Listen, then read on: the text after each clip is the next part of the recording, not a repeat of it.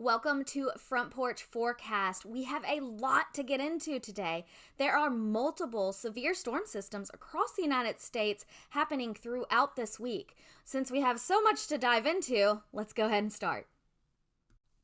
Okay, let's look at the SPC Outlook for today. Now, the SPC has a slight risk, which is a 2 out of 5 risk for severe thunderstorms for the northeast region and a little bit of Oklahoma, Kansas, Texas area, mainly Oklahoma for that slight risk there. The remnants of Chantal are still being felt in Virginia. They're pushing up into Pennsylvania, Delaware, New Jersey. You're going to get a heavy load of rainfall. So be prepared. Flash flooding is possible, very possible in these areas, as well as damaging wind. So just be weather aware, know how to get weather alerts, know what action you need to take if there is a flash flood warning, especially with everything going on in Texas and in North Carolina over the weekend and yesterday. So keep that in mind, know where to get your weather alerts. Now, with this slight risk of severe thunderstorms, we mainly have the chance of severe and damaging winds. Now, this right here is a graphic of the percentage chance of wind damage. Now, anything over 10% is going to be around 50 to 60 miles per hour. So just be prepared. These are going to be very windy, heavy rain storm systems that are coming through the area for Oklahoma and the northeast area. Okay, we have different severe storms popping up in different areas across the United States throughout the week. Okay, I'm going to take it one day at a time. Now, we did just review with SPC that we do have our slight risk of storms for Oklahoma, a little bit of the northeast as well, but primarily the one thing we need to look for on those storms is wind damage. So just watch out for wind damage, make sure you bring in your extra chairs, maybe they might go flying. I used to live in Alabama for a while. We used to call the trampoline a state bird. So tie down your things. It's mainly going to be windy for those regions for today. Now, I'm going to take it day by day, and we're going to look at each area of the severe storms that will be popping up throughout this week. We kind of have an active week going on. As I was looking through it, I was like, man, it's popping up kind of everywhere. But that's summer for you. All this heat and then some of the cool air popping through, it's just giving us a lot of activity. So let's get into today. Obviously, we talked about Oklahoma. This is this morning. Now we're going into the afternoon. You see those little, pop-ups right here. Those are what we're going to be watching for. Once again, in the northeast area, those are what we're going to be watching for when we start looking at those severe storms, those thunderstorms causing lightning and wind. And, you could get the occasional hail, maybe pea-size. Shouldn't be anything too large in diameter. So mainly wind is the threat there. So this is going into Tuesday night and Wednesday. So we're getting into Wednesday morning. Normal storms, little thunder showers throughout the southeast there. A little bit in the northwest as well. Getting little showers in Washington there as they're coming through down from Canada. Now, once again in the northeast, we kind of continuing with these storms. Right now we're getting into Wednesday night. We do have another little pop-up here going into the northeast. Man, Virginia, you're going to be very wet this week. Virginia and Delaware, New Jersey maybe even. You're going to get a good amount of rain this week over here.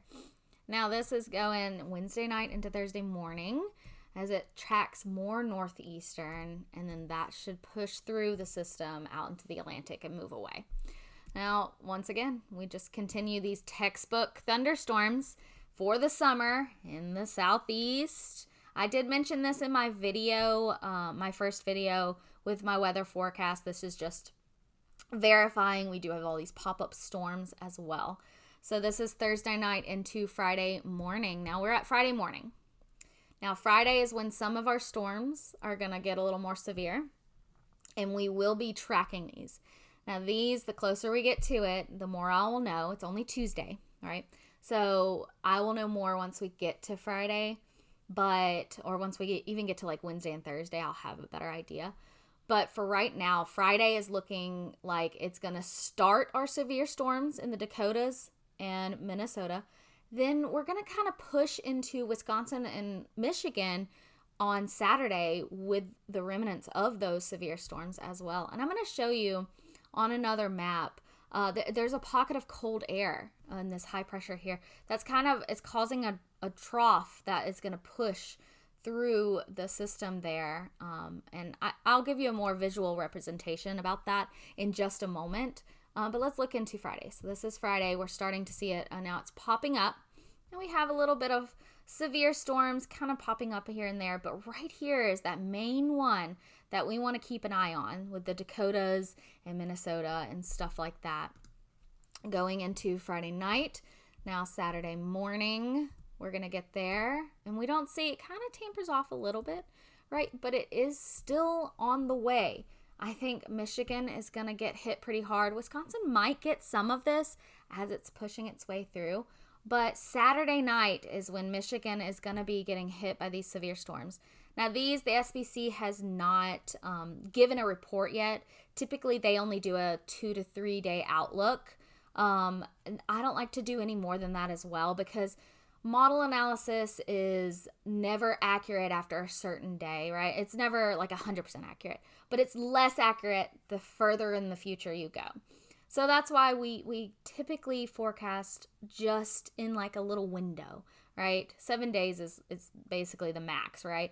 But for SPC, they don't do an outlook until 3 days, right?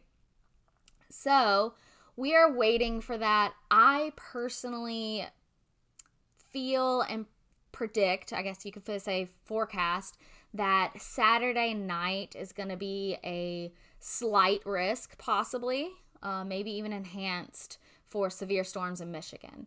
We might even see that pop up on Friday night in the Dakotas, like I was saying earlier, right there on Friday night where it kind of pops up. We're seeing this high pressure push, and it might actually be slight or even enhanced then as well. We won't know until we get a little closer, which I'll update you, of course, in my next videos. But I do just want to point out that Michigan's probably going to get some of that severe storms on Saturday night leading into early Sunday morning. And then Sunday looks like kind of a quiet day. I mean, the normal thunderstorms for the southeast and the east coast, we're just having those pop-up storms there. Okay. Let's talk about the tropics. All right, let's talk about tropical activity for the next few days, right? So I know we just had Chantal come through the Carolinas, kind of push into Virginia, cause some flooding issues, isolated tornadoes, some wind damage. But good news is for the next 6 to 7 days, we do not have any estimated tropical activity forming. Now, I wanted to kind of geek out a little bit. Let me show you kind of one of the factors of why. Now, there are lots and lots of parts and details into hurricane formation, right? But this is kind of a fun thing. So we're looking at our Atlantic Ocean here. There's Florida, there's the Keys, the Caribbeans, everywhere you like to do tropical vacations or cruises. And you're in luck if you're going on a vacation this week and you will not have any hurricanes, impacting you severely. So one fun thing is this right here is a little bit of dusty, cloudy area. You see right there. And then over here as well, you might be able to see a little better. It's a little bit of cloudy, dusty haze, I guess you could say, over the ocean. Now, this right here is actually dust from the Saharan Desert over here. We call it the SAL.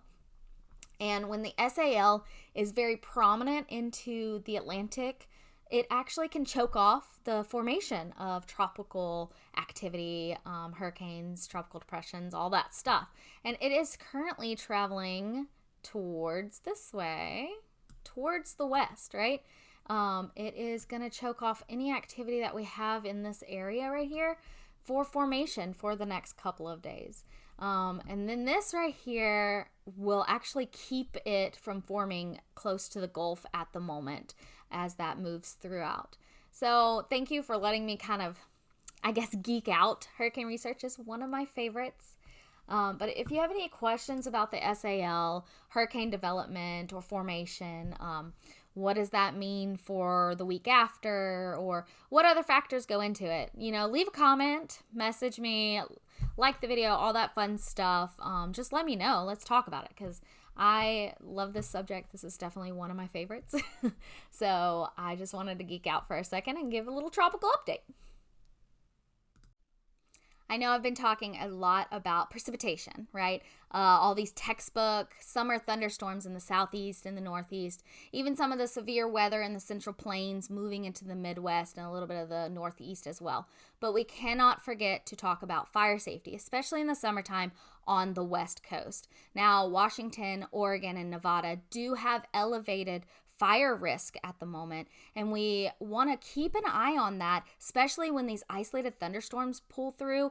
When they come through the area, there is an enhanced risk of a lightning striking a tree and causing widespread fire damage. So I just wanted to talk on that a little bit today as well.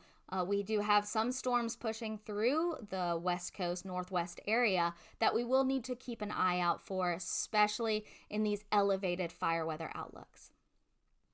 Okay, let's recap what we talked about today. So we started off with our SPC Outlook for today's 2 out of 5 slight risk for severe storms. Now, these storms are going to be mainly heavy precipitation, heavy wind events, 50 to 60 miles an hour gusts of wind. Just be weather aware if you are in Oklahoma or the northeast area after the remnants of Chantal push through. Then we went to the day-to-day forecast. My main concern is going to be Friday afternoon into Saturday as those storms and that troughing system pushes through the central plains into the Midwest. Now, I'm going to be looking very closely at that throughout the week. If there's anything that changes, obviously, I will be updating you with my everyday forecast videos. But right now, that's probably my main concern for severe weather coming for the rest of the week into the weekend. So if you like what you saw today, like the content, be sure to like and subscribe. And if you want notifications for when our next videos drop, get the latest up-to-date weather forecast, hit that little bell icon there, and that should give you the latest updates for our newest videos. Thank you so much for tuning in, and see you next forecast.